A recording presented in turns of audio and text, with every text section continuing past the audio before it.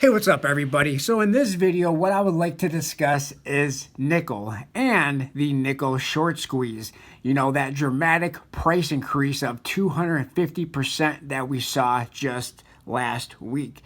Now, we're not going to be so much discussing nickels, even though we are looking at some Jefferson nickels in this video, as well as some stainless steel. We have a stainless steel pan, but we are going to be talking about nickel, and we're also going to be discussing why we have some stainless steel in this video as well. But how this nickel short squeeze could affect everything that we buy if the price of nickel does not come back down, does not stabilize or somewhat normalize. If the price of nickel continues to stay elevated or even go up further, how the price of nickel could affect everything, and how the price of nickel really does affect everything that we buy every day, the goods that we buy, the items that we buy, the tools that we buy, the vessels that we buy that we cook in. That's why I have a stainless steel pan here that we have in this video. But what is nickel used for? I think nickel somewhat is a very underappreciated metal. When we think of metals, what do we think about? Silver, gold, platinum, palladium, to a lesser degree than those metals, copper. But nickel is one that's not discussed very often in, everyday life, in videos and discussions very often. We talk about the other ones that I just spoke about. But nickel has a very important role. Now, I have to give a shout out to another channel, and that is the Potter's Stacker.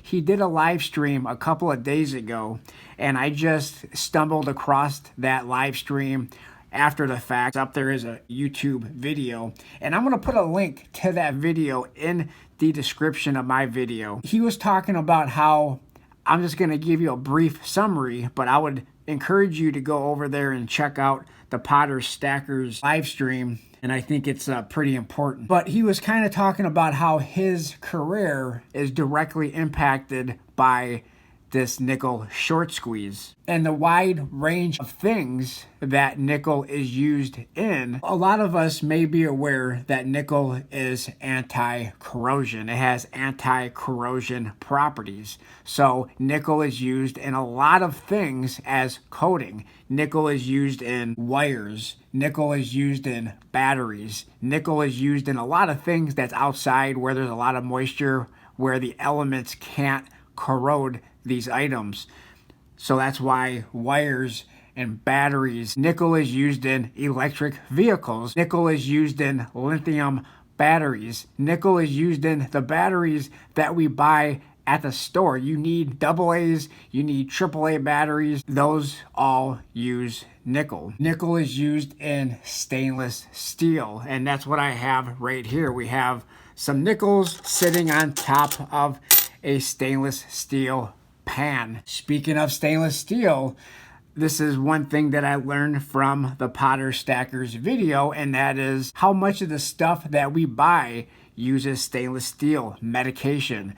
If you're on medications, a lot of the medicines that we use every single day is mixed in a stainless steel vessel, a multi-million-dollar stainless steel vessel that uses nickel. A lot of the things that transport things that we use, such as gasoline, tankers. Before I did this video, I did some research on tankers, and tankers, a lot of the tankers that transport gasoline is made with stainless steel, which I'm sure is therefore made with nickel. I'm not 100% sure on that, but I'm pretty sure.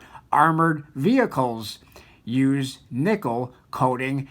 Armored vehicles are made up in large part with stainless steel. Among other metals and elements and properties, armored vehicles are made up with stainless steel, which again, I'm sure a lot of the armored vehicles use nickel. Speaking of nickels, I did a video on this just a couple of days ago as well, and that is the war nickel. War nickels There was a shortage of nickel during World War II. This was the only time, I do believe, in history between 42 and 45, 1942 and 1945, that nickel was taken out of the nickels because of a nickel shortage, and they needed that nickel for a lot of stuff for our military, protective gear, vehicles, planes, tanks, helmets, stuff like that. Nickel. So nickel is a very important metal. The food that we buy in a grocery store, a lot of the food is used, there's nickel used in one way or another. Maybe it's used in vessels that the wheat and stuff like that is stored in prior to it being shipped to the store. It may be transported in a vehicle that uses stainless steel or uses nickel. Then of course we also have our circulating change, which uses nickel. Now maybe this is the scenario that is going to force our government to take nickel once and for all out of our change, to change the composition of our circulating coins, taking the nickel and maybe copper out of our circulating coins once and for all. It's not just the nickel that uses nickel. Nickels are made up of 75% copper and 25% nickel, like we spoke about, but also the quarter uses 8.33% nickel. The dime uses 8.33% nickel. So do half dollars, but half dollars aren't as circulated anymore these days as nickels, dimes, and quarters. So all of our circulating change, for the most part, with the exception of, I believe, the cent, all of our circulating change uses nickel, some to a lesser degree, and of course the Jefferson nickel uses 25% nickel. The nickel price increase could impact everything that we use and everything that we buy if the price of nickel does not stabilize. A lot of the people who are in this YouTube stacking, collecting, hoarding community, a lot of us are preppers. Now, as for myself, I was not so much of a prepper per se, but I believe what 2020 and 2021 has taught a lot of us, and that was a lot of us became preppers. If we weren't a prepper prior to March of 2020, a lot of us turned into somewhat of a prepper afterwards.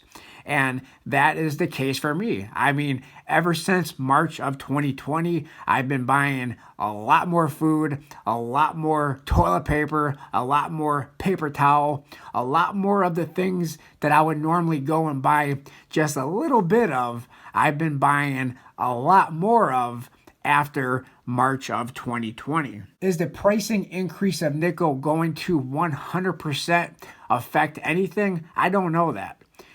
But what I do know is that it would probably be a good idea to just buy extra stuff, to buy a little bit extra just in case that price increase of nickel, if the price does not stabilize, like I said before, if the price does not come back down to where it was before, and there's a probably better than a good likelihood that it's not, it's probably good to do a little bit of preps, get a little bit more preps than what we had before, just in case we see higher prices because of this, just in case we see less availability of the stuff that we are used to having that could be impacted by this nickel short squeeze. So let me know what you guys think in the comment section down below. Let me know if you agree, if you disagree with a lot of the stuff that I spoke about. Definitely check out the Potters Stackers video that he did. It was really a live stream, but now a video on YouTube. Leave a link to that in the description of this video. Let me know what you guys think. Please like, comment, subscribe, and I'll talk to everybody on my next video.